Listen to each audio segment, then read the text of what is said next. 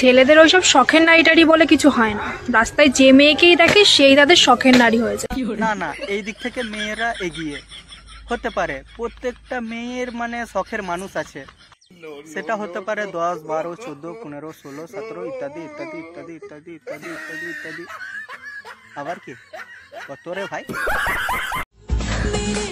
কথা দিলাম, উপহাস নয়, আফসোস হয়ে দাঁড়াবো একদিন তোমার সামনে। আরে যেভাবে হোক দাঁড়ালি হলো, আমি তোমার খুব ভালো চাই, সবসময় ভালো চাই। নারী সেখানেই থেকে যায় যেখানে সে ফুলের মতো যত্ন পায়। যেমন শ্বশুর বাড়ি, যত্নের পদ্ধতিগুলো হলো যেমন বাসন মাজা, কাপড় কাচা, সমস্ত কিছু ঝাঁট দেওয়া, ঘরের সমস্ত কিছু কাজ করা, এইসব আরো ইত্যাদি ইত্যাদি ইত্যাদি। हमारी जोड़ी महादेव ने बनाई है। মহাদেব যদি এই জড়ি বানায় তাহলে আমি মানবো মহাদেব এটা ভুল করে বানিয়েছে।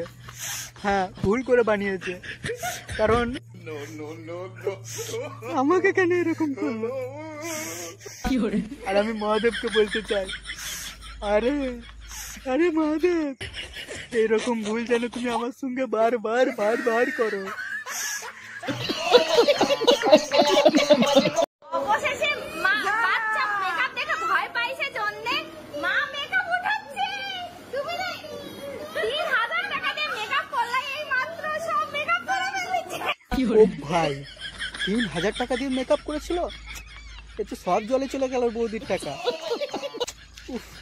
বাচ্চাটা এখন চিনতে পারছে না কি হবে এখন বৌদি, সেটাই মনে মনে ভাবছে।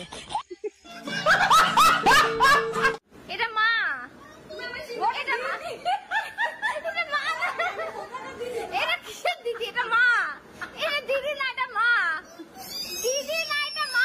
আরে ভাই, মেকআপ ওয়ালারা কি মেকআপ করিয়েছে রে ভাই, মানে চিনতে পারছে না, দিদি বলছে নিজের মাকে। ওহ, জবাব নাই।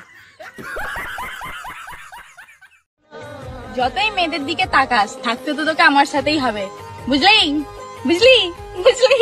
তুমি যদি আমাকে মেয়েদের দিকে তাকাতেও দাও এবং তারপরও তুমি আমাকে বয়ফ্রেন্ড বানাও, তাহলে আমার কোনো অসুবিধা নেই।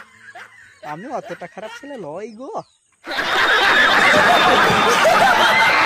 উফ, ছাড়ো তো, সকাল হয়ে গেছে। কবে যে বলবো এই কথাটা। চলে আসো আজকে, তুমি কাল সকালেই বলতে পারবে আমাকে। আমার তো ভাবতেই অবাক লাগে, জানি না কোন দিদিমণি বয়ফ্রেন্ডকে যে বিয়ে করব। সত্যি কি যে করি, সত্যি অনেক খারাপ লাগে। কি করব, আমরা দেখতেই এরকম, just looking like a wow. তোমরা দেখতে ওয়াও, আমার মতে তোমরা খুব তাড়াতাড়ি বিয়ে করে নাও, না হলে আমি যদি কাজ তোমাদের মধ্যে কাউকে পেয়ে যাই।